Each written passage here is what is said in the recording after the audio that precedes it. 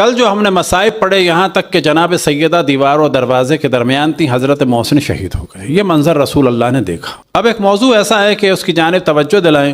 کیا Bible, old testament, new testament یا تورا یا اس کے علاوہ اور بعض کتابیں یہ پوری 100% غلط ہیں؟ نہ، تحریف ہوئی ہے. تحریف کے کیا معنی ہے؟ کچھ چیزیں اس میں داخل کی گئی ہیں. تحریف ہوتا ہے کچھ چیزیں نکال دی جائیں، اور ایک تحریف یہ ہوتی ہے کچھ چیزیں داخل کر دی جائیں. اب بائبل ہمارے لیے کیوں معتبر نہیں ہے؟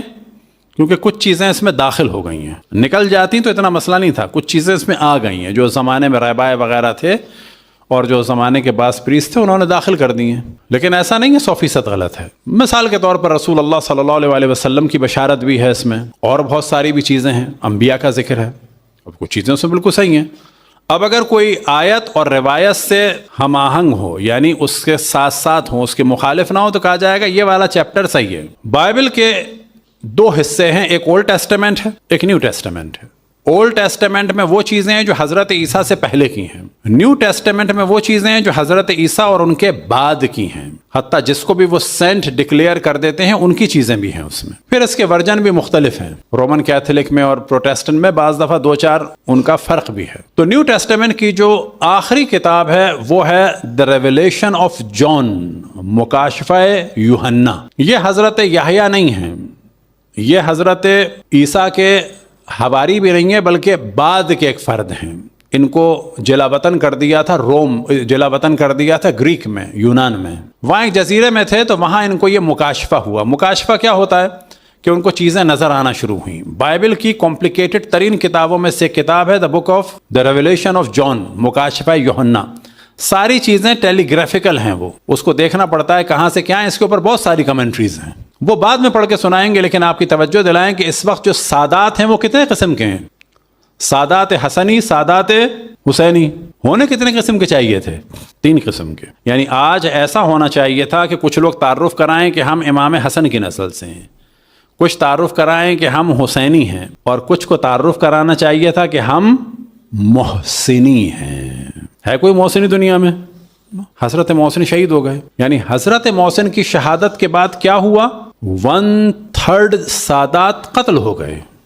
1/3 سادات قتل ہو گئے. کتنے رہ گئے؟ 2/3 رہ گئے. امام حسن کی نسل سے رہ گئے، امام حسین کی نسل سے رہ گئے. حضرت محسن کی نسل سے کوئی بھی سید دنیا میں نہیں ہے. 1/3 سادات قتل ہو گئی. خداوند تبارک و تعالیٰ کی تمام ملائکہ کی، تمام انبیاء کی، تمام اوصیاء کی، تمام مومنین جن و انس کی لعنت ہو کہ جو جناب محسن کے قتل میں شریک ہوا. اور جو ان کا احترام کریں علم و آگاہی کے بعد. کوئی جاہل ہے تو اللہ اس کو ہدایت عطا فرمائے. اور جو ان لوگوں کے لیے دلوں کو نرم کریں، خصوصاً ہمارے درمیان، ان پہ بھی لعنت ہو، انہی کے ساتھ محشور ہو. جو جاہل ہوتا ہے اس کے لیے دعا کرنی چاہیے، لیکن جو یہ جاننے کے بعد ان ظالموں کے لیے راہوں کو ہموار کرے اس پر بھی لعنت ہو. لعنت گالی نہیں ہے، یعنی اللہ لمٹے گا. بعض لوگ کہتے ہیں جی گالی نہیں ہے یہ. تو آخری جو کتاب ہے وہ ہے دا ریویلیشن آف جان، مکاشفہ یوحنا. اب یہ ذہن میں رہے کہ اس کو حرف بحرف تھوڑا سا کہیں سے پڑھ بھی دیں گے کہ اس کا جو چیپٹر نمبر 1 ہے وہاں پر یہ چیز کلیئر ہے کہ یہ وہ مکاشفہ ہے کہ جو حضرت عیسیٰ نے جان کو کرایا، اور یہ آنے والے زمانے کا ہے، یعنی حضرت عیسیٰ کے بعد کا ہے یہ. بس اب یہاں پر اس کے آیت نمبر 12 میں جو موضوع آتا ہے وہ ایک خاتون کا موضوع ہے، اور خاتون کے ساتھ ایک ڈریگن کا موضوع ہے، اشدہے کا، کہ جس کے 7 سر ہیں. اور ایک خاتون کا ذکر ہے کہ جس کو گھیرا ہوا ہے سورج نے، اور کھڑی ہوئی ہے وہ چاند پر. اگر آپ گوگل میں بھی جا کے کریں گے نا دا لیڈی اینڈ دا ڈریگن تو آپ کو بہت تصویریں مل جائیں گی.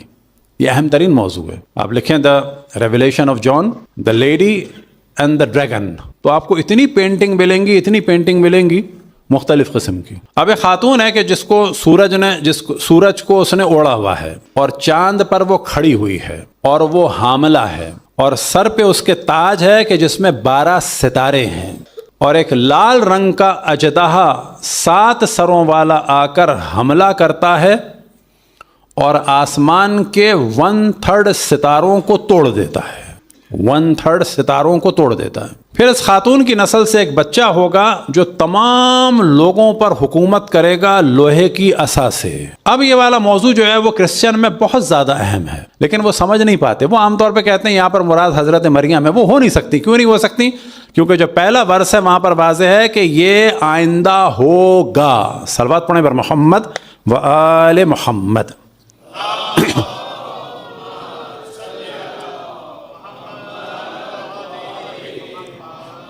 اب اس کو ہم پڑھ کے بھی سنا دیتے ہیں تاکہ بعد میں بھی اگر آپ اس کے ذریعے سے اس کو آپ سرچ کیجئے گا۔ اور یہاں پر جو لوگ ہیں حضرت عیسیٰ کے ماننے والے بیچارے معصوم لوگ ہیں یہ۔ البتہ میں کبھی بھی کسی بھی آپ کو عجیب لگیں گی باتیں، ممکن ہے بعد میں کہ ہمارے خلاف بات کرنا ہے تو کرتے، کوئی بات نہیں۔ یہ بہت سارے عیسائی، یہودی، ہندو، سکھ بالکل بیچارے معصوم لوگ ہیں، ان کو کچھ نہیں پتا۔ اصل جہنم میں بھی نہیں جائیں گے۔ یہ جہنم میں جانے کا دار و مدار ہے عقل پر، شعور پر اور حجت کے تمام ہونے پر۔ مثال کے طور پر وہ یہودی کہ جس نے رسول اللہ صلی اللہ علیہ وسلم کا معجزہ دیکھا، اب آ جائیں نیچے، وہ یہودی کہ جس کی کتاب میں اس کے پاس کتاب ہے، ہر یہودی کے پاس نہیں ہے، فرض کریں اس کے پاس کتاب ہے، اس کو علم ہے کہ یہ رسول اللہ حق ہیں، اور یہ عام یہودی اور عیسائی لڑکے اور لڑکیاں، یا یہ جو آپ کے پورے اس میں کونگو کے عیسائی لڑکے لڑکیاں یہ روڈوں پہ گھوم رہے ہیں، یہ سب برابر ہیں اللہ کے نزدیک، یہ سب برابر ہیں۔ یعنی بیچاری کام والی عیسائی جو اللہ اس کو بھی جہنم میں ڈال دے گا کیونکہ اس کو پتا ہے کہ رسول اللہ ہے، اس کو پتا ہے باخن، یہ بالکل جانتی ہے کہ مولا امیر المومنین دشمن نہیں ہے، نہ بیچاری کو پتہ ہی نہیں ہے۔ تو یاد رکھیں جہنم کا دار و مدار کس پر ہے؟ عقل پر، شعور پر اور حجت کے مکمل ہونے پہ، حجت تمام ہونے پہ، یعنی اس کو سب کچھ پتہ چل گیا ہے۔ باقی یہ جو لوگ ہیں بیچارے یہ سیدھے سادے لوگ ہیں، ان سے خیر شادی نہیں ہو سکتی، کھانے پینے کا اپنا مسئلہ ہے، لیکن ان میں سے بہت بڑی تعداد ہے، وہ بالکل الگ موضوع ہے کہ جو آراف میں جائیں گے، جہنم میں نہیں جائیں گے۔ لہذا اگر آپ سورہ یاسین میں دیکھیں وہاں پر ایک آیت ہوتی ہے، ہم بڑا عام طور پہ برزخ کا ذکر کرتے ہیں، ہاں برزخ ہے، لیکن بعض بیچارے سادے لوگوں کی تو برزخ بھی نہیں ہے، برزخ میں کوئی سزا نہیں ہے، یعنی برزخ ہے یعنی سزا نہیں ہے۔ سورہ یاسین میں کیا آتا ہے؟ من بعثنا من مرقدنا ھذا، ایک دم سے وہ اٹھیں کہ کس نے ہمیں سوتے ہوئے جگا دیا۔ یہ جو سوتے ہوئے ایک دم سے جاگیں گے، یہ وہ لوگ نہیں ہیں جو بہت اچھے ہیں، ان کو تو نعمتیں ملیں گی۔ یہ وہ لوگ نہیں ہیں جو بہت برے ہیں، یہ بیچارے معصوم قسم کے لوگ ہیں، کچھ نہیں پتا تھا ان کو۔ جب سور پھونکا جائے گا تو کہیں گے کیا ہوا؟ من بعثنا من مرقدنا ھذا، 5000 سال سے سو رہے تھے، 2000 سال سے سو رہے تھے۔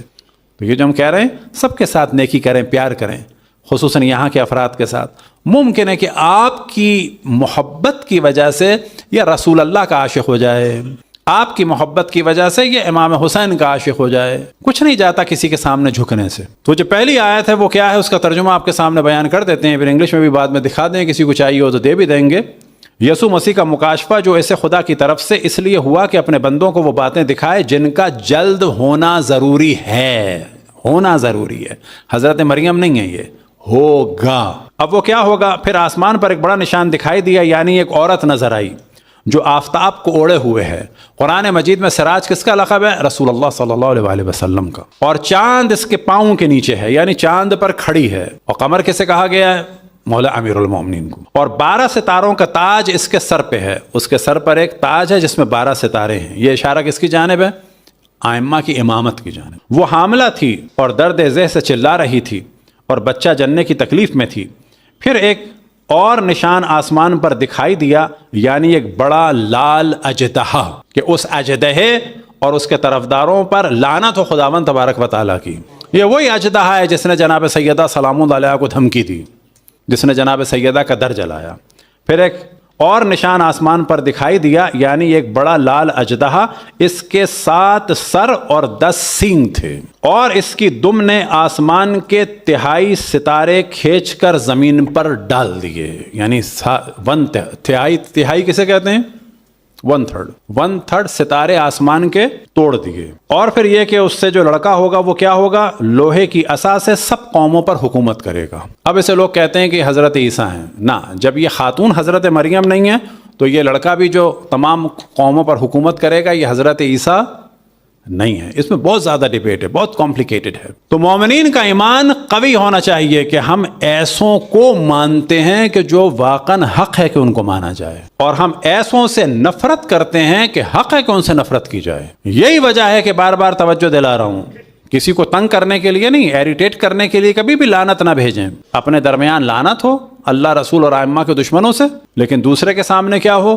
دوسرے کے سامنے دلائل سے بیان کریں کہ ہم کیوں مانتے ہیں ان کو اور کیوں نہیں مانتے ان کو. صلوات پڑھیں بر محمد و آل محمد.